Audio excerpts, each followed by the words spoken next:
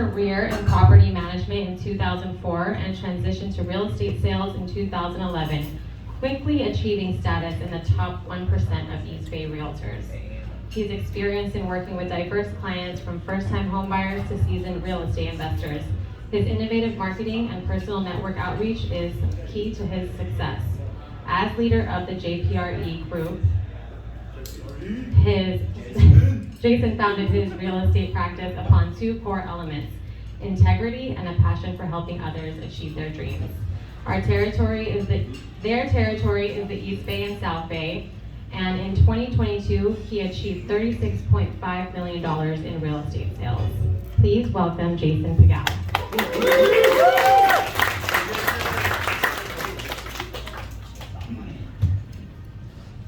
All right. And from Intero Real Estate, since 2017, he and his team have been using data-driven approach equipped with intelligence, class, and experience, and have assisted over 800 families to get their happy nests, which keeps them steadily ranked in the leading 100 list and national ranked top 200 for the past 5 years. In 2022, Sean Chen achieved $224 million in real estate sales. Please welcome Sean Chen.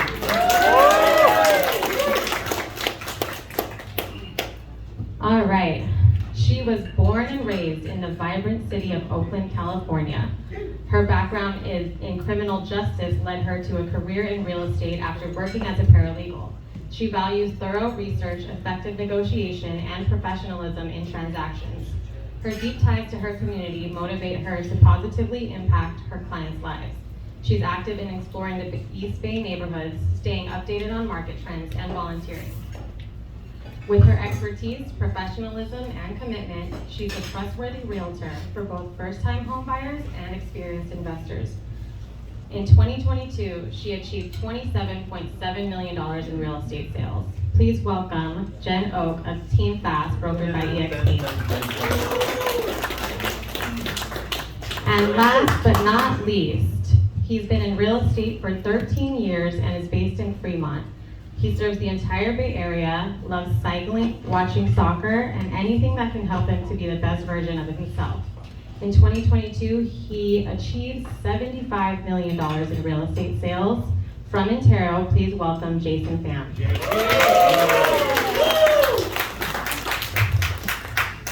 All right, you guys got your mic? So I'm going to ask them questions. If you guys can hold your questions for the end, we'll have a question and answer segment.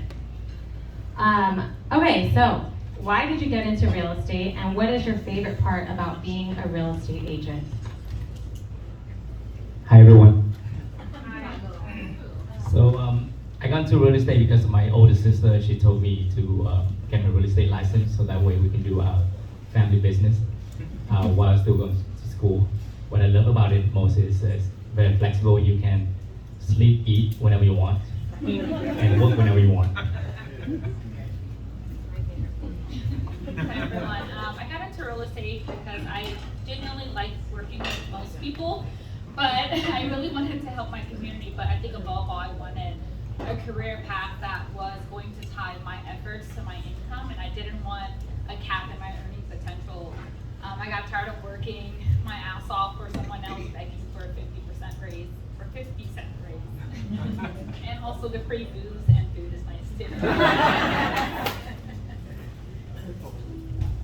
Hi everyone. I actually started as a real estate agent from a part-time. I started from a part-time agent, and I was not very happy at my previous job. And I kind of thought, okay, maybe I can help people to buy and sell homes. And it was very interesting that I bought my first home with an agent who is intelligent.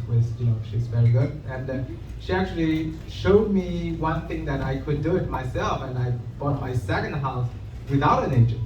And then I thought, okay, I can be an agent. So that's how it happened.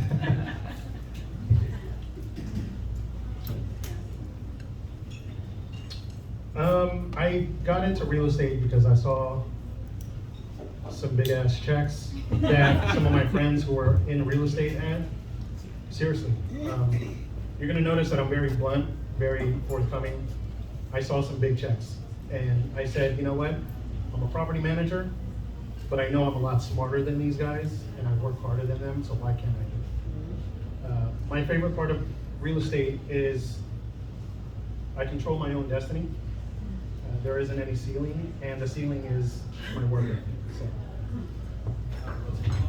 Great. So you get to sleep and eat whatever you want, free booze, and you get to make a lot of money. Is that what I got? No, I'm just kidding. Yeah, no, it sounds like there's the theme here is freedom, and you have a lot of potential to, there is no ceiling. Okay, so, I mean, this is a very hot question, I would say. How would you, as a top producer, describe the current market?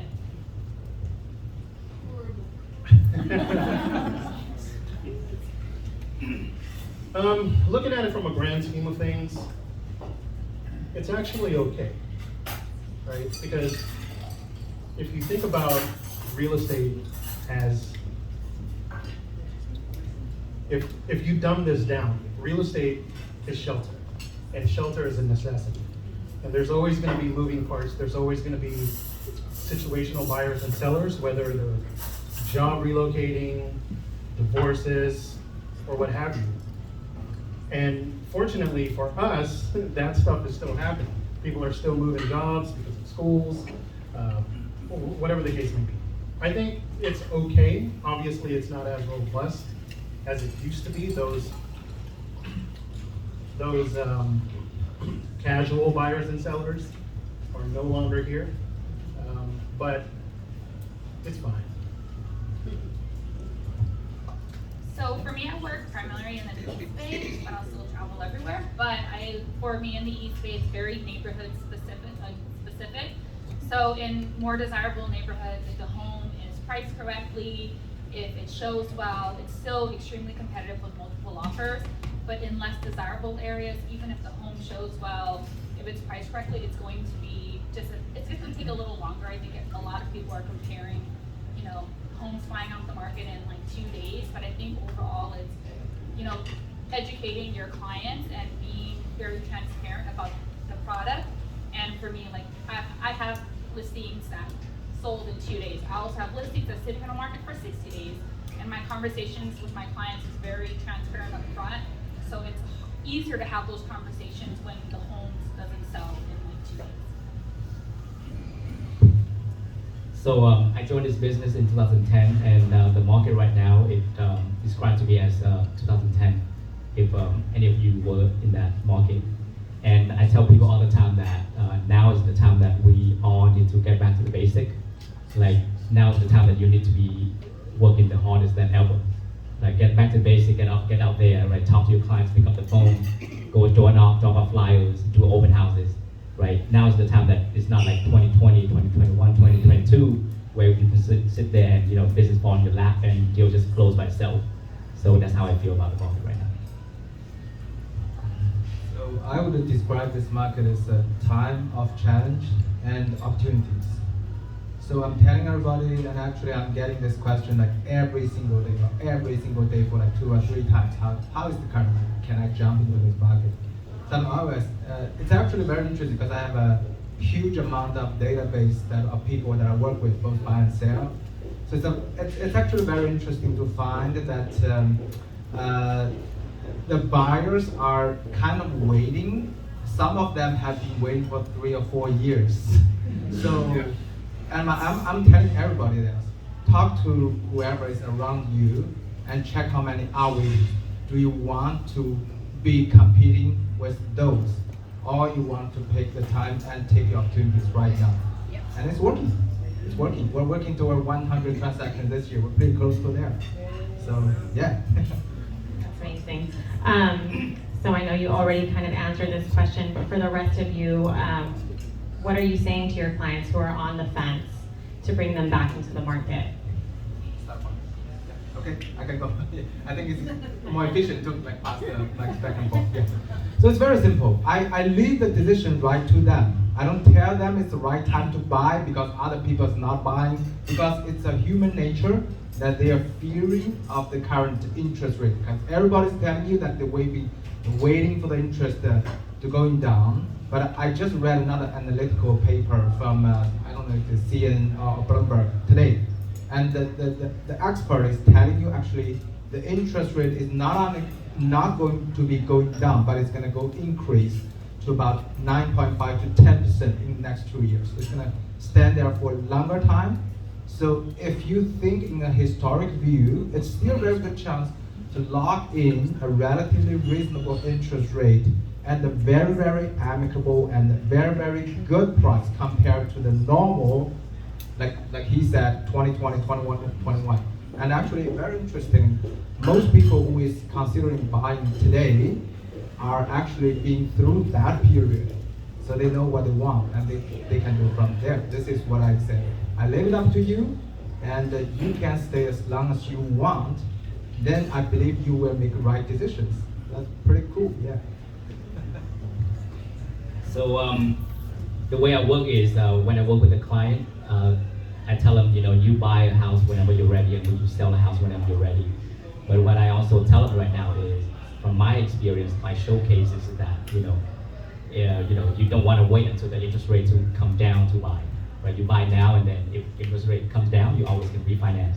If interest rate goes up, you'll be very glad that you have bought. So and just like Sean said, I just leave the decision up to them. But my thing is, I'm here to give them my professional expert advices. You don't wait, and for the best advice I always tell them is, buy real estate and wait, but don't wait to buy real estate. So for me, it's like important to understand my clients, so I will try to understand why they're on the fence and educate them on what's going on in the market. And also for me, just like they said, it's like we are the advisors. For me, I'm never going to be putting someone in a very uncomfortable situation. So my advice is always, the best time to buy is when you're ready to buy. Don't think about the rates, just when you're ready or when it's time to sell. I could definitely agree with all three of them. The biggest thing for me when I talk to buyers particularly is buy a home if you can afford one, because you'd rather be a homeowner than a renter, period. The market's always going to fluctuate. You're going to refinance, you're going to pull cash out, you're going to upgrade, you're going to increase value. It's going to fluctuate. That's just how it goes. But buy if you can afford, because ultimately you'd rather own land. When it comes to my sellers, this is one of those kind of tricky situations, and going back to what I said earlier about the market being very situational, I'm very data driven, and I'm just here to provide the data. And because it's such an unpredictable market, I have to reach out to people like appraisers to see not going back and looking at what the last 6 months did, but what are they projecting the next 6 months. And so very data driven. Sellers are going to make their decisions whether or not they want to sell. Remain professional, and just be that person for information. Thanks, guys.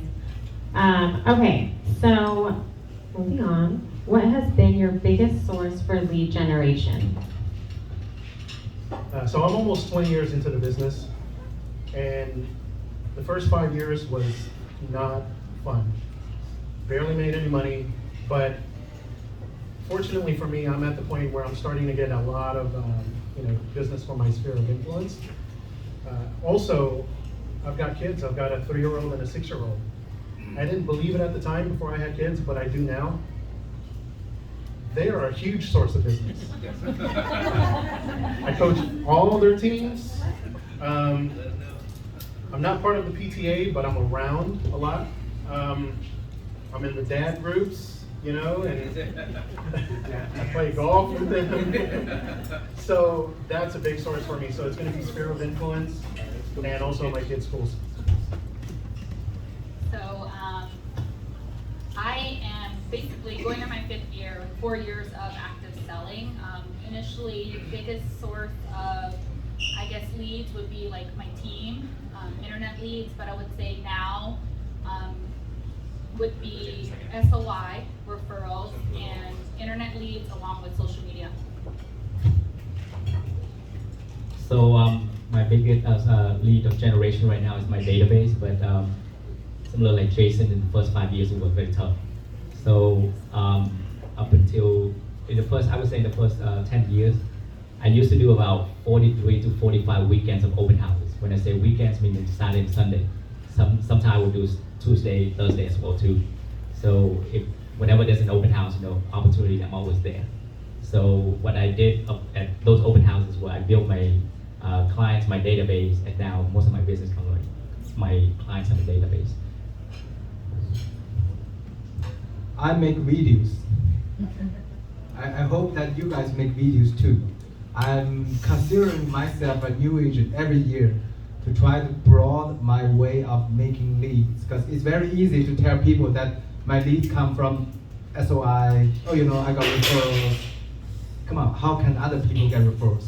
We don't have that big of SOI. We don't have that wanting to buy home that, right? So you need to proactively produce. So what I do is that I generally I read a lot of all kinds of news, and I make videos, and I'm trying to spread these on YouTube, on TikTok, and also on Chinese social medias. So I kind of feel that you will attract general people, and you need to screen them.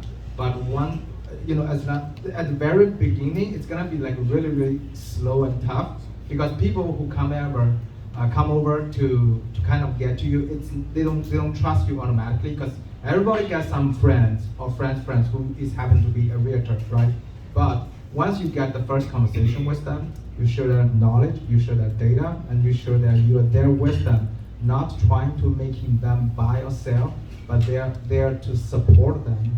Then it's going to be a very much fundamental difference, and that's why we are trying to train our teammates too. And so that's where we got from. So yeah, so this is my major focus on getting leads right now. I hope you guys are taking. Hello? Okay. I hope you guys are taking notes, because I'm going to need those if you could share them with me, because these are really great points.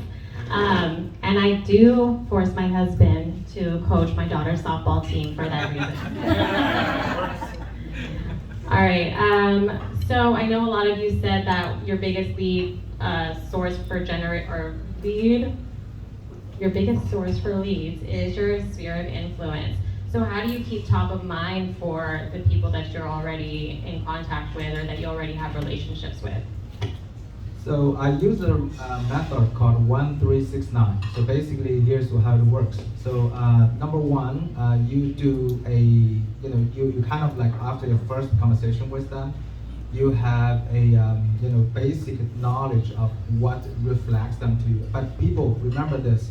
There's a saying. I'm not trying to put it up. Some saying says buyers are liars, right? So they tend to hide their real intention or thoughts to you. So basically, after the first conversation with them, I generally try to go back to them casually, not try to start pushing homes to them. Hey, let's tour this house. No, just trying to casually. Hey, how's it going?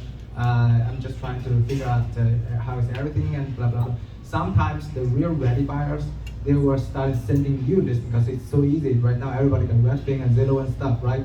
So they will be sending you, hey, how do you look at it? How much do you think this is going to be? Okay, there is an opening. There's a niche opening. You can start engaging and give them more information. So that happens.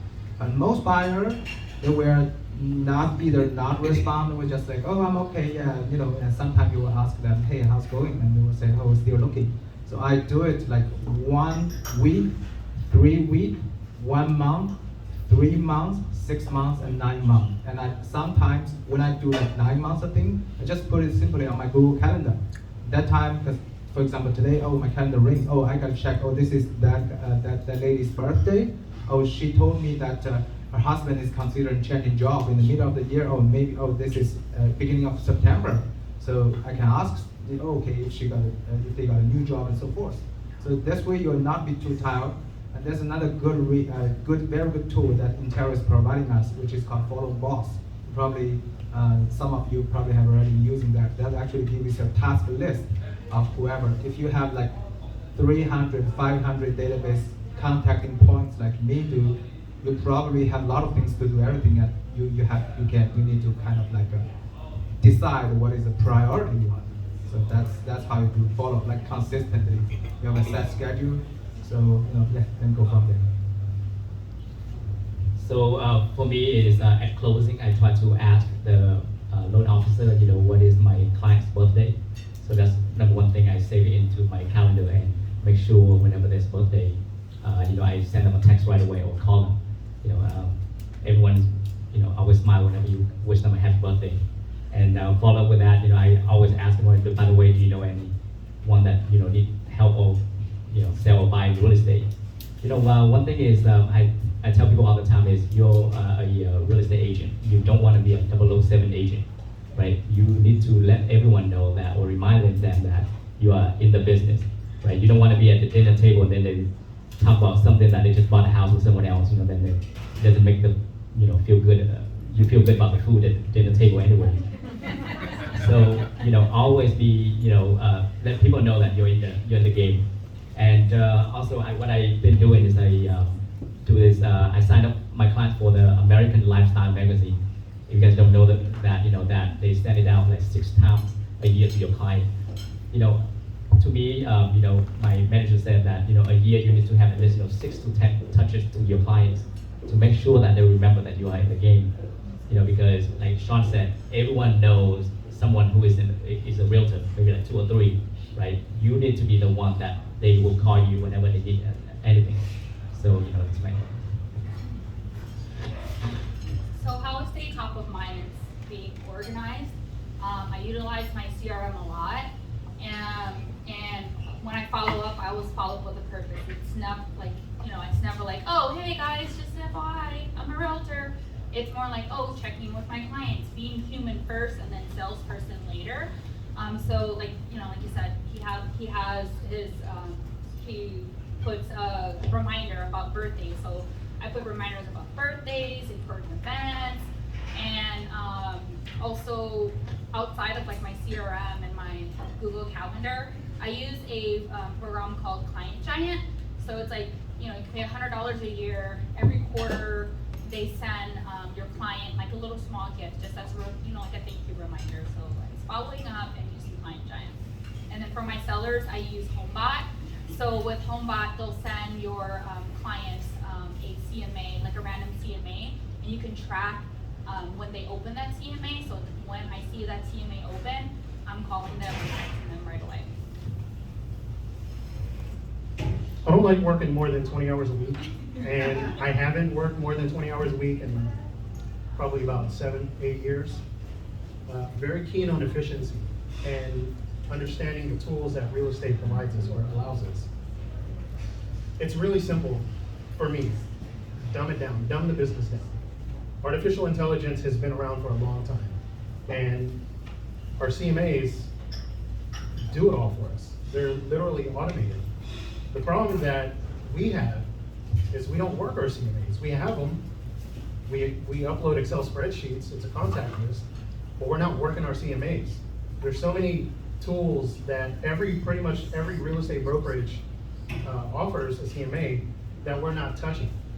The same concept goes back to, remember when Safeway used to ask you guys for your number? And then all of a sudden you get this letter in the mail from Valpak or whatever. Or when you go to Best Buy, you ask about 100 questions, answer 100 questions. They want to know your name, email address, phone number, and all that. And ultimately, it's because they're tracking your activity, your behaviors. And our CMA, our databases do that for us. It's so important that we plug into those databases because that's probably the #1 way, most efficient way to stay on top of mind. Of course, I send client gifts. I send holiday gifts every year. I spend a lot of money on holiday gifts.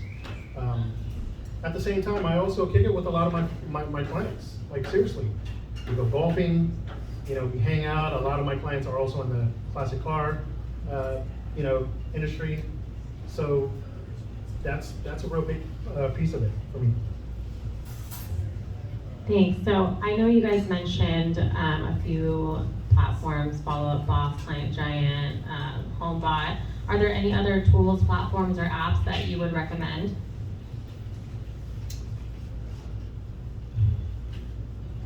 So I'm a coaching client, and every year I go to this Success Summit. I go to all these, events that's thrown throughout the year. And you got all these startup companies throwing you technology. It's easy to, as a realtor, to overthink that you gotta use all these fucking tools to be successful. You don't. It is a relationship-based business. I don't care where real estate is going. I don't care what you're hearing. My personal and professional opinion is, this is a people-based business, a relationship-based business. And so the biggest tool that I would highly recommend that probably 90% of realtors don't really use is your CRM. Like seriously, it's a database. Like I said, Best Buy has a huge database. I bought a GoPro like 2 weeks ago. All of a sudden the freaking GoPro 12 is coming out and I got an email for it. It's the same concept. Plug into that database. Like they said, put your birthdays in. It's gonna remind you that this person's birthday is coming up. Easy to make that phone call. Just really use the database. They say the best database out there is the one that you use. And I highly, highly believe that. Yeah, so I agree with Jason. Your CRM, I am a tracker. I need to know where I'm spending my money, where my business is coming from. So I have like a spreadsheet where where all my business is coming from. But I would say like Trello is a good, like if you're a checklist person, Trello. I use a thing called ClickUp because I have a lot of partner agents. I have a VA, so I need to understand, what tasks are being done. I mentioned HomeBot, Client Giant. I recently, not too long ago, have a QR code generator. So with every just listed, just sold postcards, I get to track how many people are scanning, because at the end of the day, these are all of our marketing dollars. I need to know where my business is coming from and where my money is going. So at Intero, they've been offering to us this tool. It's called High Notes, where you can input your listing presentation, buyer's presentation, anything that you want to be on there, on the link. So when you meet a client at the open house, you can, ask them for the phone number and then send them a link, and then they will show your biography, all the sales, all the activities going on, whatever you guys want. It's in a very simple link, and it's an active link as well too. So whenever you guys change the link, the person click on that link, it will automatically change to whatever you have changed. And so I just started to use all these tools in the past. I would say maybe less than a year. But then I tell people all the time that don't overcomplicate the process too much. It's like Jason Pugalzier said that this is a relationship business. All these tools are great, but then the most important thing is you need to be in front of people. You need to talk to them, right? Don't rely on the AI or the computer to communicate with your clients, because nothing beats face-to-face conversation. Yeah, I agree with them on that part.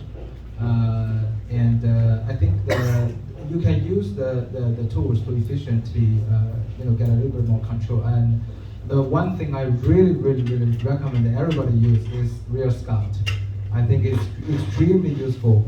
I have multiple cases that I forgot who that person is, and suddenly they text me or email me and say, hey, I want to look at this house, like after 2 or 3 years, just because Real Scout is keep sending emails like never stopping. Okay. So and in terms of listing side, we use obviously High Notes, and also we use ClickUp. So it's going to be used in different stages. Like I generally start with a general short talk or kind of like a conversation with them. But when we actually have a time either to do a Zoom or either to do a face-to-face meeting, we always put everything into High Notes. That is showing very beautifully, very organized. There's always one page, team track record. Number page 2, what kind of service, our service book. Number 3, how are we beating other people. Number 4 is Anton's video, And number 5 is like what kind of checklist. And number 6, and after we put into this, we give them like we follow up with a list with ClickUp as we promised, and they're gonna be very clearly seeing that okay, what kind of tasks are we expecting? Oh wow, these guys already have everything in position, from pricing strategy, from marketing plan, from flyers, from posting up, from like changing locks if possible, from lock boxes, all the way to like from closing. It's already like there. That gives sellers a big peace of mind and trusting you as a professional. So I think while I agree on that, this to be in front of us is very important. But what distinct you from other people they may know or they may talk to is the tools that you have. So yeah, this is what you do. Thank you. Okay, just 2 more questions and then we'll open it up for questions from the audience. Okay, can you share any specific daily rituals or habits that you believe contribute to your success? I just talked with Jason, and he does really have very good memory, so he knows my ritual. So I do 65 or 80, depending on my groups or my body status, burpee jumps every day. Yeah, I'm actually 45 years old, and yeah, and gray hair you can probably see. But I'm still trying to start every day like with a high energy, and I also want to myself to be happy. So yeah, so I play some games with my kids, and so I don't generally I try to focus on most like morning or to early afternoon time as desktop time. Like I process most of the emails and the CMAs and data analysis and watch the news in like regular morning time, and afternoon time is generally like showing time, not showtime, or like yeah, okay, or you can call it showtime, yeah, showtime, or you go start talking with people, and generally, and as a realtor, my schedule is like I would say like maybe everybody has their own different style. I actually get up out of bed like 2 or 3 in the morning, and I get up early at like 10. Because a lot of times I have to wait my clients to finish their job, put their kids into bed, then have time talking to me. So my general routine schedule is like I finish almost all my work at like 12:30 or 1 a.m. like every day, and then I want a little bit of resting at my own time. So that's I don't like it, but that's how I'm doing it. But I'm trying to improve to kind of getting up earlier and trying to sleep earlier. Yeah. So for me, I just changed my routine to morning routine in the past, I would say maybe 9 months. And I would say that I don't know why it took me so long to change from night routine to morning routine. So this morning I did 50 burpees. But I did more than Sean, I did 100 push-ups. So, I mean, Joseph says that, but I mean, I really did that. Anyways, so what I've been doing lately is I run about 2 or 3 times a week in the morning, and I also cycle about 2 times a week as well too. And then I have a infrared sauna at home, and I highly recommend everyone should have an infrared sauna because daily we don't sweat enough, and when we sweat we release our stress, and a lot of negative things come from stress. So if you can invest in an infrared sauna, it's really helpful. So I do not do burpees. But so mine, I honestly I don't have like a scheduled routine every day. So I am a single mom, so my schedule revolves from my clients and my daughter. But I think the most important thing is because I have such like a scattered like schedule is I make sure I calendar everything. Like I said, organization is super important for my lifestyle. But what I've been doing is implementing working out and sweating, and that definitely does help. So yes, work out, whether it's burpees or running or jogging, whatever it is. I too don't do burpees. Professionally, I always make sure to just go to the office. I remember when shelter in place hit. It was March 18th, 2020.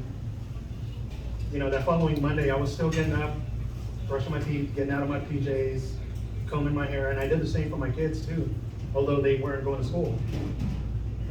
Because breaking habits is one of the worst things you can do. Breaking good habits is one of the worst things you can do for yourself. I've also been at that point in my career where I always wanted to do more. I was working 60, 80 hours a week, but that led me to mental health issues. I dealt with a lot of anxiety, some mild depression, and I'm I don't give a fuck anymore. Like, I say that with love.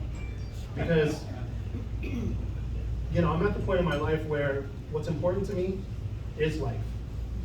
And that's experiencing life with my family, with my kids, with you guys on the stage, with Margaret and Shar for inviting me to sit on this panel. That's what is most important for me, is really experiencing life. And one of the ways that I do that is simply being as efficient as possible in real estate, using the tools that are allowed to us so that I can work 20 hours a week or less, period. And I don't plan to work more than that. In fact, my goal next year is to do about 15 hours a week and still be consistent with my income. So, yeah, take care of yourselves, take care of your mind, love everybody. I have the strong belief that we were put on this earth to love as many people and everyone as possible, and also be loved. So don't forget about that. That was so nice. Thanks, Jason. I think we should have a burpee competition. I'll be the judge. Yeah, we'll be the judges. Okay, so this is going to be my last question, if you guys can answer it quickly so we can get to questions from our audience. What do you foresee happening in the market in the next year? So I actually saw different from what you saw. I didn't see 9-10% interest rates over the next 2 years. I saw somewhere in the mid fives. Let's remember next year is also election year, and things always go down. There's always some sort of, uncertainty in the market whenever there's election year. I think we're gonna settle in about the 5.5% interest rate, obviously give or take. But nevertheless, like what I said earlier, real estate is a necessity. It is shelter. It is what everyone needs in life. Don't worry about it. Just keep grinding, be efficient about it, work hard, and the market will be just fine. You guys ever worry so much about shit and just eventually everything's just okay? Same thing. It's gonna be all right. Just keep your head down, keep working. I think that there's not going to be too much change in the next year. Probably towards the end of the year, rates may go down a little, but I think we have such like a niche market in the Bay Area that because of the inventory, it's still going to be very competitive. Demand is still going to be very high, and inventory is still going to be very low. I mean, I came in, I hung my license in 2018. Got my first check in 2020, so all I saw was 2.5%, 3% rates, and this is the highest I've ever been. But I mean, I adapted. I could, like Jason said, no matter what rates are, as agents, we're just going to continue to work and obviously guide our clients to the best of our ability. But I think overall, home prices are going to steady increase because, like I said, we have no inventory in our market, and rates are not going to fluctuate too much, probably until the end of maybe third, fourth quarter. So I think next year I think that interest rate will come down, and in my opinion, I think it's just going to be more challenging for buyers agent, for buyers to get into contract. So for me, I work mainly with buyers, and I'm advising all of my buyers to buy the home right now. If you wait till next year, don't call me regret. So I always try to split my prediction of whatsoever into two parts. Number one is a personal side, and number two is a professional side. On the professional side, I'm still trying to. I'm pretty much the same with Jason Pham, that don't try to predict the future. Don't try to bet. Like if you're trying to wait for something you don't know, you're actually betting your money, your future, and everything. Right? But on personal side, if they ask me, hey, how about you personally think? I am seeing actually there will be people who are not going to be afford. I think some of those people are actually because a lot of people are not realizing how much this interest rate hike is going to last. A lot of people are thinking maybe 5 months, 6 months, or half a year, but we are seeing that maybe be 2-3 years or even longer. So with that being said, some of people who is actually paying ARM, and they got the loan like 5-6 years ago may get it down. So it's gonna be depending on which direction. Because I'm a buyer myself too. I'm looking to buy another probably myself. So I'm hoping. So wishful thinking. Everybody's human being after all, right? So yeah, so I try to avoid myself to give too much of prediction to, to people like in the professional way. Otherwise, I'm trying to let them identify what is their need. I'm telling everybody, honestly, inside me, I agree with what Jason said. Like, home is a shared, you need a home. But I'm telling everybody, you don't need a home. There are so many people who don't buy a home for their life. And can you judge them saying they're not living a happy life? No, right? Come on. So it's a personal choice. So if you want a home, buy a home. If you don't want, you can wait. Yeah, that's it. You can wait. Okay, so I'd like to open it up to our attendees. Do you have any questions? Hi, what's a burpee?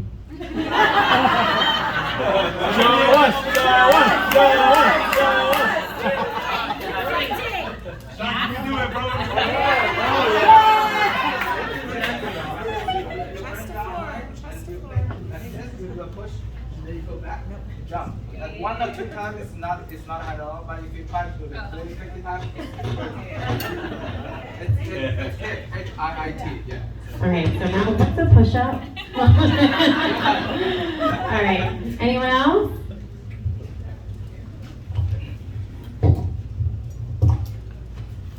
I got a question for Sean. In regards to what you are telling buyers, obviously you're not swinging them a certain way, but kind of what Jason was saying is based off what's going to happen next year, you're saying, look, right now is a better time to get a house because number one, the price point, the competitiveness is going to be a lot less right now in comparison to next year. Yeah. And then your interest rate could technically be lower, right? Because they're predicting about 5.5%, whereas right now it's in 6.5, 7, right?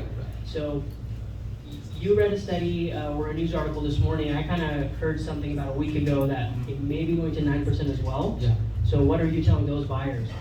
Are you just saying, hey, you're going to have less competition? But when they ask you the interest rate question about 9%, what do you say? Well, I don't try to, I'm not trying to tending to attract, to persuade people.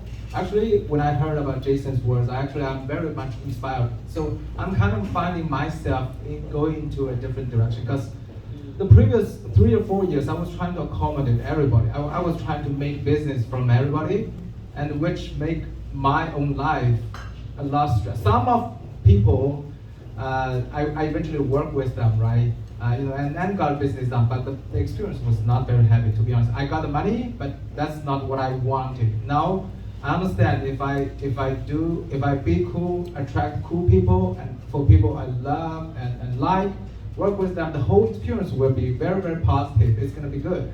So instead of work for money, I'm trying to talk to people who I feel much more comfortable right now. So I think we're at a stage that we can choose people who want to work with. And when I was at my earliest, I think 3 or 4 years ago, I heard one very, very established agents, and they told us, that the rule number 1 is don't work with a-holes. So at that time, I did not understand. Now I understand it better. So, Thank you.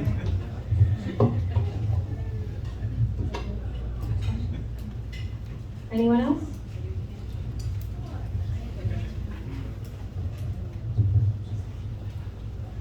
Really good job. So for the whole panel, what are you doing differently this year than last year, since the last couple of years as far as real estate, relatively a lot easier? What are you guys doing differently this year since it's a lot more difficult? I don't know who said it, but I'm working a lot harder. So I'm basically doubling down on my business, increasing my marketing spend.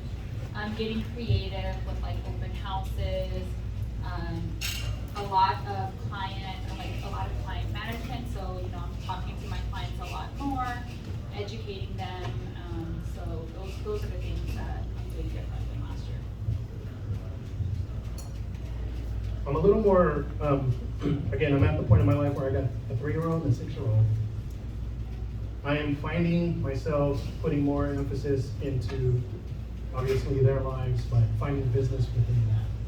So I joined the board, or I got elected to my board in Danville. I'm on the HOA. I chair the social committee. I'm farming my neighborhood more than ever because that's actually going to set me up for the next 2, 3, 4 years down the line. So what I'm doing this year is, so I up until now have a pretty good amount of people in my database. So I'm really reaching out to each of them, and my goal from now until the end of the year is to make a visit to every single of them, just to see them face to face. So for the last 2 years, I've been developing my team. So my goal is a little bit different from like a regular real estate agent. So I'm trying to actually, I would say maybe over 35 or maybe 40% of the time actually I've devoted to my team members. We do have 8 team members, and some of them are really new agents. And I have to sometimes have 1 hour, 1.5 hours to go like line by line, and sometimes I have to be really mean to them. But I'm trying to learn to how to be a leader in terms of a good way, because it's not like you are being meaning. You're trying to get them, but actually I think a good leader should be much more humble. So I'm trying to learn to be humble and reminding myself to all the time. Yeah, so this is what I'm trying to learn this year.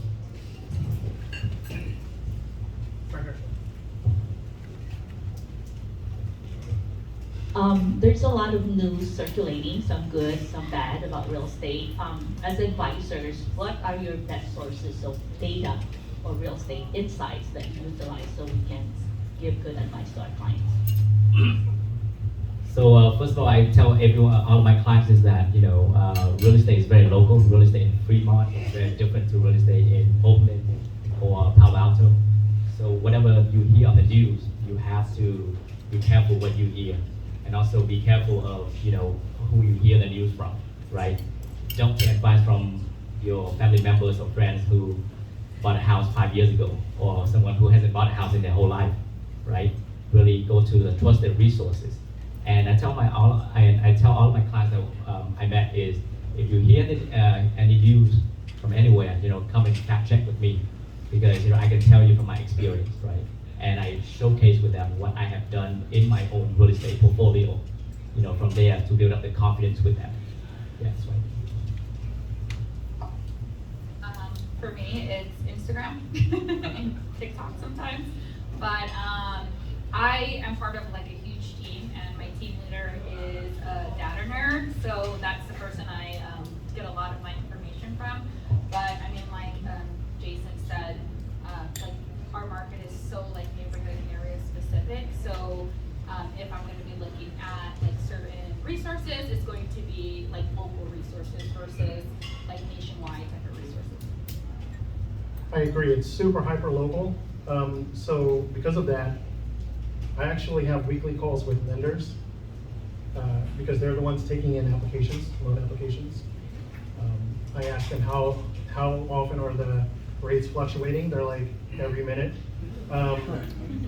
And then the other piece here is I literally talk to appraisers all the time. I have a friend who's an appraiser, and like I said, we golf a lot.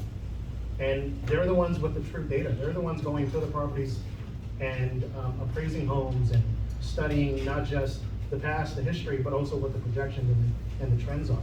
So for me, talking to lenders and talking to appraisers.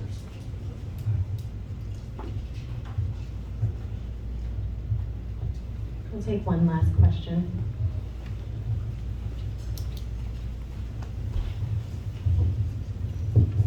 Hello, everyone. And thank you for the panel. My name is Luis Castillo Munoz. I'm with Urban Space Real Estate.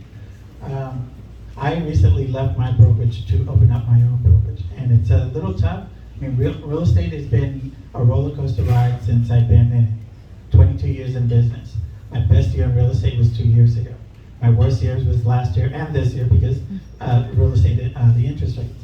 What are the top 3 lead generating sources that you use that are bringing you actual clients?